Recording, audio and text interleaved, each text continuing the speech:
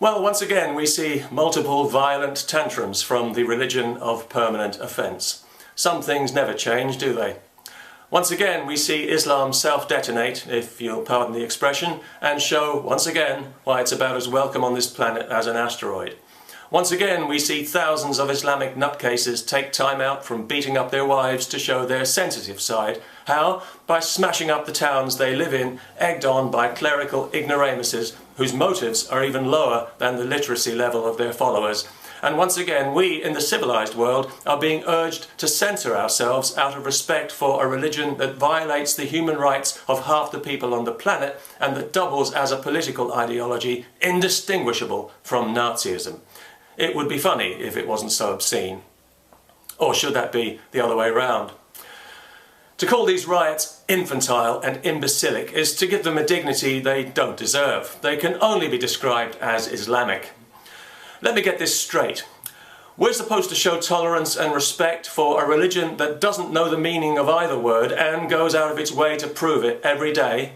We're supposed to amend our values to accommodate a religion that accommodates nothing and nobody. Dream on, people. It's not going to happen. Because with Islam, it's always a one-way street. We've learned that lesson the hard way. We can't afford any more tolerance and respect. We've been sucked dry. And we become weary of manufactured Islamic grievance. It's such a bore that now when we hear some bearded buffoon or some bag-headed bimbo telling us how offended they are, we can't even be bothered to laugh anymore. Not even when the Turkish Prime Minister hilariously demands that Islamophobia now be made a crime against humanity, when, given the evidence, there's a much stronger case for making Islam a crime against humanity. Besides, Turkey is already hypocritically guilty of one of the worst crimes against humanity in history, the Armenian genocide, a crime it doesn't even have the balls to admit to. When Muslims start showing the same level of outrage about things that are genuinely offensive, like the thousands of women and girls who are murdered and mutilated and raped every year in their countries, then we might take them a bit more seriously. As it is, there is nothing on this planet less deserving of sympathy or respect than Muslim outrage. Indeed, there's something deeply comical about it. It's so contrived and so cringingly unself-aware, it's impossible to take seriously, even if we wanted to, and nobody in their right mind wants to anymore.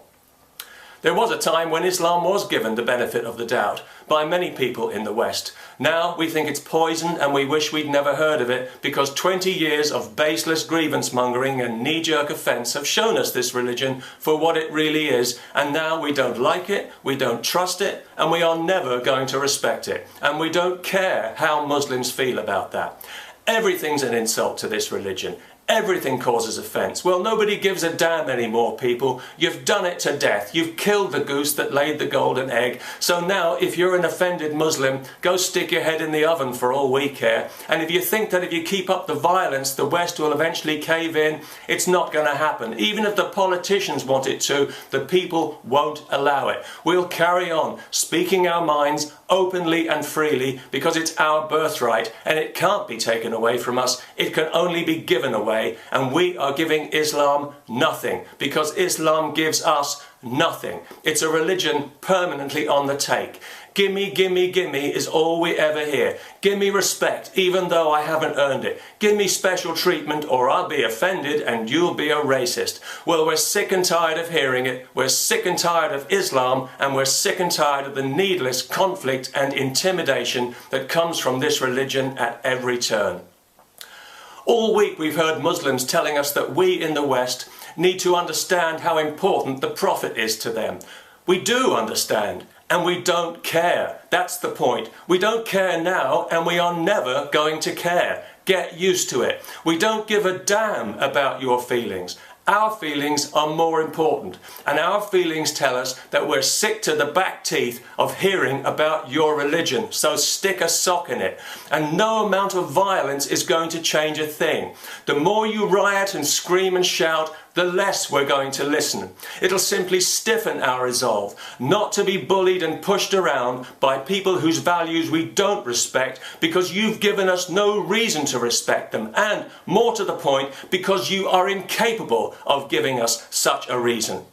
In short, we will not be told what we can and cannot say. Not by you, not by anybody, not now, not ever. No matter how many flags you burn, no matter how many embassies you attack, free speech will prevail and you'll suck it up and like it.